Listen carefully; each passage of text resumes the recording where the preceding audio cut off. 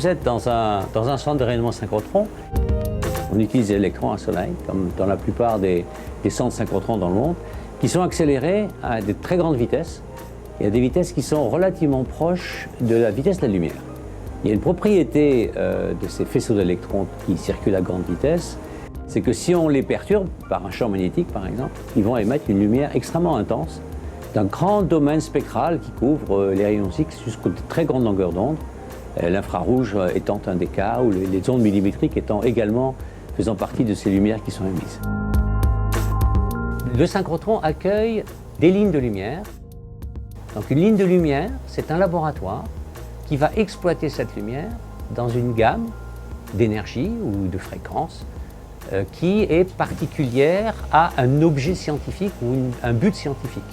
Une analyse, une diffraction des rayons X, du rayonnement visible, du rayonnement ultraviolet ou du rayonnement qui n'est pas visible, infrarouge. La puissance des faisceaux, la précision des faisceaux que nous avons ici nous permet d'avoir des détails et des analyses beaucoup plus précises qu'on peut avoir à l'hôpital, par exemple en tomographie. On aura des contrastes qui seront 10 à 100 fois meilleurs. Je suis le responsable de cette ligne de lumière qui s'appelle Proxima 1 au synchrotron Soleil, qui est une ligne de lumière qui est dédiée à étudier les structures des molécules biologiques en forme cristalline. Dans le cas de ma ligne Proxima 1, ça ramasse les rayons X qui sortent du synchrotron. On les focalise avec des éléments, des miroirs.